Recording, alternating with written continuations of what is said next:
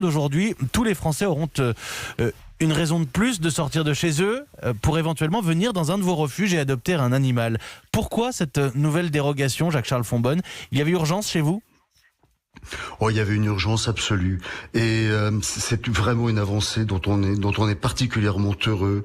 Tout le monde s'est mobilisé, le personnel évidemment de la SPA, les médias avec une mention particulière pour Sud Radio qui est une antenne concurrente à la vôtre, mais qui nous a beaucoup aidé dans la concrétisation finale. Oui, nous étions à saturation dans nos refuges. Il fallait absolument que nous puissions faire de la place, tout simplement parce que la Société protectrice des animaux, vous le savez, recueille des animaux qui ont été abandonnés, qui ont été perdus et qui sont dans les fourrières. Puis ensuite, après les avoir soignés, après les avoir vaccinés, nous les proposons à l'adoption.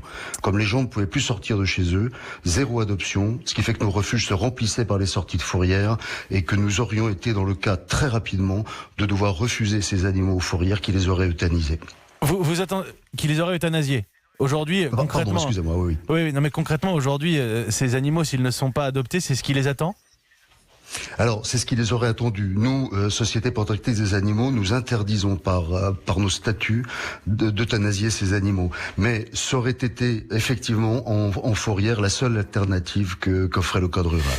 Vous attendez combien d'adoptions? Oh, écoutez, d'habitude, nous en faisons 3500 par mois, 43 000 par an à peu près. Depuis l'annonce du ministre samedi dernier, nous avons reçu sur notre site, sur la plateforme que nous sommes en train de mettre en place, plus de 7000 demandes.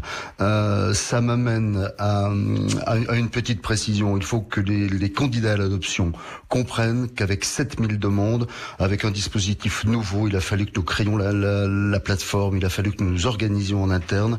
Il y aura forcément pour certaines personnes un délai d'attente relativement important. Alors, chacun aura une réponse.